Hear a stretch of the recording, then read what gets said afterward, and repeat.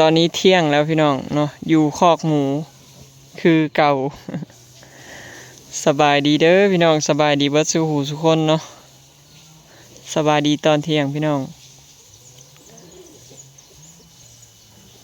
เกลือหมูกับสลอยพี่น้องฮะก็เกลือหมูแล้วเนาะสลอยเพิ่งกำลังล้างคอกอยู่กำลังอาบน้ำให้หมูอยู่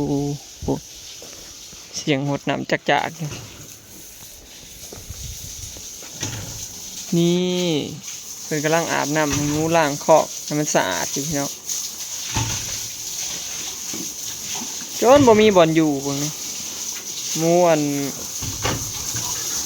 16โตเนาะอยู่คอกหมูหลายโพดหมูหลายกว่าคอกกำลังอาบน้ำให้อยู่พี่น้อง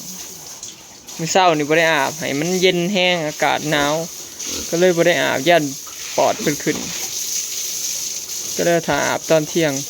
เนาะถ้ามันร้อนตอนแรงก็อาบอีกใหญ่ขึ้นหลายได้พี่น้องบ่เห็นมื้อหนึ่งนี่ใหญ่ขึ้นได้บ่เห็นขึ้นมื้อละโล2โลผมบอกประมาณขึ้นมื้อละโล2โลพุ่นแหละหมูพี่น้องใกล้แล้วล่ะเนาะหัวหารยังบ่หลายดอกยังประมาณ10สอบหน่อยๆนี่แหละหัวหาร10ปลายสอบน้อยๆนี่แหละเหลือ7-8สอบบ่อยก็สิโทรเข้ามาเอาแล้วเนาะเพื่อเขามาเอาอีกเหลือ8สอบก็สิโทรนัดเขาไว้ว่ามื้อใดมาปล่อยเนาะจะสิพาไปเบิ่งคอกผู้พี่น้องคอกนี่นะว่างเนาะอันนี้นะเอาไปชมแล้วนางเฮงๆนะเอาไปเมื่อวานนี่พี่น้องเอาไปชมเนาะข้าเจ้าแล้วชม2เทื่อแล้วบ่ติดรอบที่2น่ะเป็นปอดเนาะว่าสิติดแล้วผัดเป็นปอดซ้ำปอดขึ้นฉีดยาปัวแล้วก็บ่ติดซ้ำพี่น้องก็เลยเอาไปชมใหม่เมื่อวานเนาะประมาณ 2-3 มื้อนี่แหละเขาจะชมแล้ว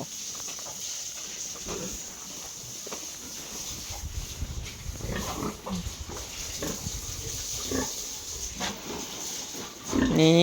นางเอกในคอกเด้อพี่น้องม่านสิ3 เดือน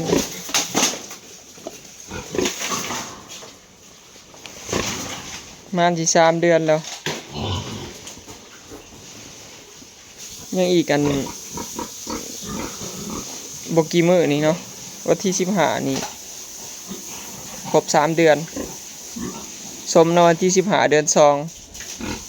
ความที่15นี่ครบ3 เดือนเนาะกระดับถอยหลังแล้วพี่น้องเนาะนับถอยหลังมือคลอดรอรุ่นว่าสิได้จักโตอีกบัดนี้ได้ลูกเถื่อที่3นี่ม่านเถื่อที่3รอบแรกนะได้6โตบ่4โตเนาะ4โตหรือ6โตบ่จื้อครับพี่น้อง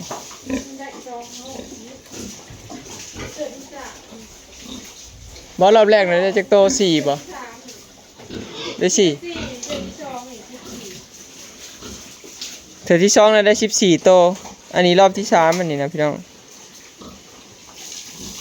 เบิ่งท้องใหญ่เด้รอรุ่นสิได้จักโตเนาะ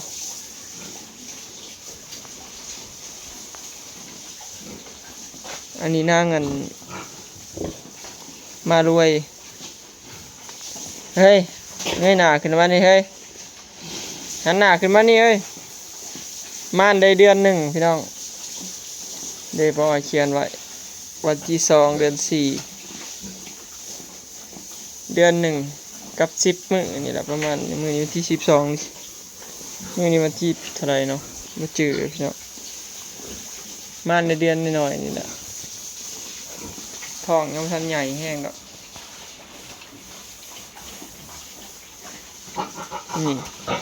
ซุ่มพระเอกนางเอกในอยู่คอกนี่พี่น้องเบิ่งแน่เฮ็ดอึ้งลึงอยู่หลังจะเป็นแป้นคอกนี้ใหญ่แห้งเนาะตั้งแต่เลี้ยงหมูมากับมีสุดนี้แล้วพี่น้องใหญ่สุดใหญ่ลีรอน้ำหนักก็ประมาณ100 กว่าโลแล้วพี่น้องรอลุ้นเอาเพื่อได้ขายสิบ่ฮอดบ่120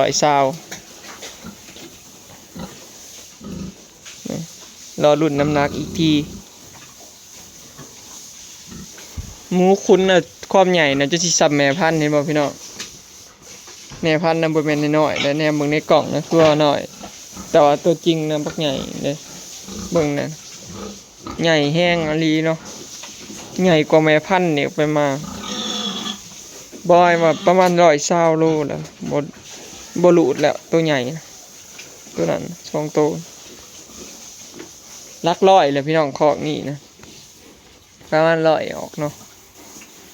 8ตัว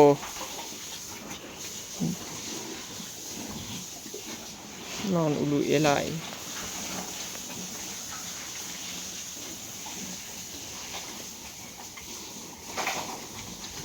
หมูแม่พันธุ์2 สายเด้พี่น้องสมกับพอเลือดร้อยมันก็เลยใหญ่แบบนี้แม่กับแม่2 สายเด้ถ้าแม่นแม่เลือดร้อยหรือ2 สายนี่มันใหญ่เบิดหมูนะพี่น้องพันร้อยเลือดร้อยแห้งใหญ่เนาะแต่บ้านเฮาบ่มีแต่ต้องไปเอาแต่อยู่ไทยอย่างเดียวต้องซื้อมาแต่ไทยฝั่งไทยโลดเนาะจังสิได้เลือดร้อยส่วนหลายมีแต่แม่พันธุ์2 สายแล้วบ้านเฮากับพันธุ์ผสมบ่มีสาย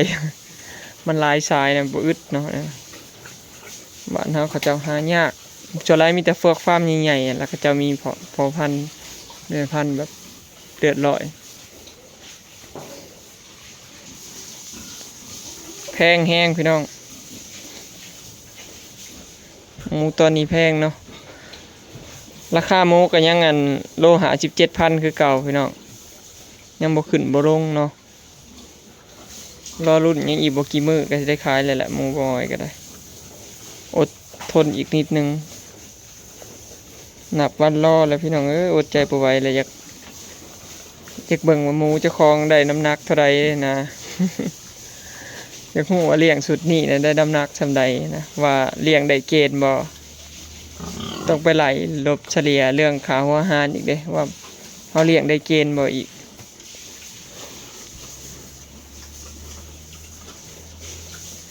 นี่แหละพี่น้องหมูแม่พันธุ์ก็มี3 แม่เนาะไปชมแม่1หมูคุณก็24โตว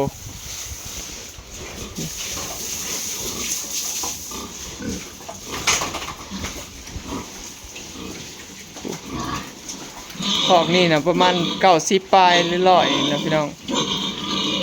ยังบ่ฮอด100ปลายดอกหาก็ได้แต่8-90เนาะ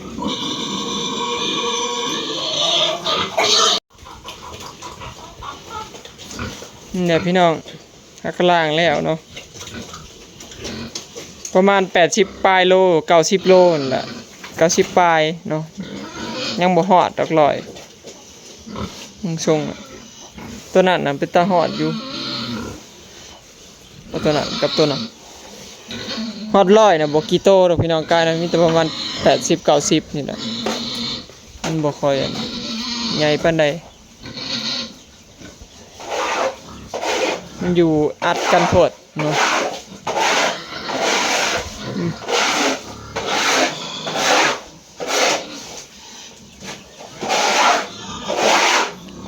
มันเปียกก็บ่อยากนอนหมูก็เลยได้กวดเขาอย่างนี้ตัวนั้นประมาณ80ปลายพี่น้องประมาณเกือบ90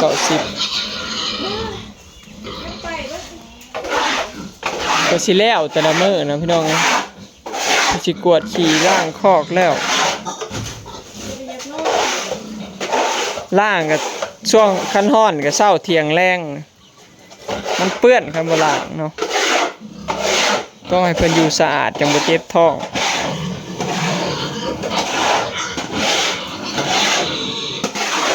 คอกนักมวยพวก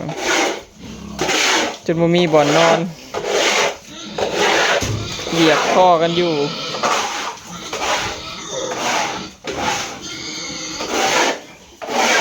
บอยแล้วถ่ารุ่นนะคอกนี่แหละพี่น้องยันมันบ่ฮอดเกณฑ์ยันเลี้ยงหมูบ่ได้เกณฑ์คือคอกนี่แหละแหน่กันฉีดยากันยากกวดกันยากเจ็บท้องก็ง่าย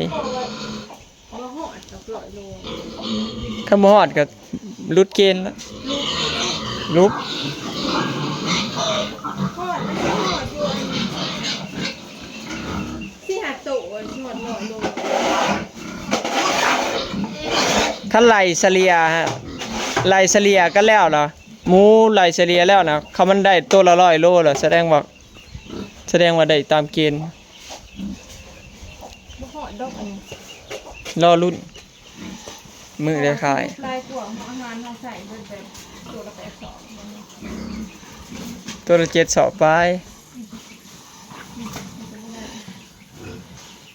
มีลายตัวเป็นปอดมัน เดี๋ยวเห็นบ่ดูดกินน้ำแนวนี้แหละจังว่า พวกเมื่อเขา บ่สบายนะ แก่กินกล้วยได้อยู่ เขาก็ยังพากินนะพี่น้องเอ้ยหยากเครื่องหมูนี่แหละคน2 รถ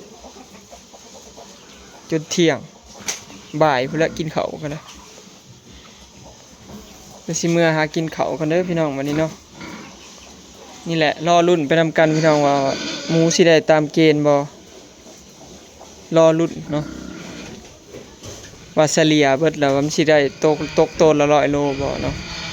ถ้าเบิ่งน้ำหนักตัวจริง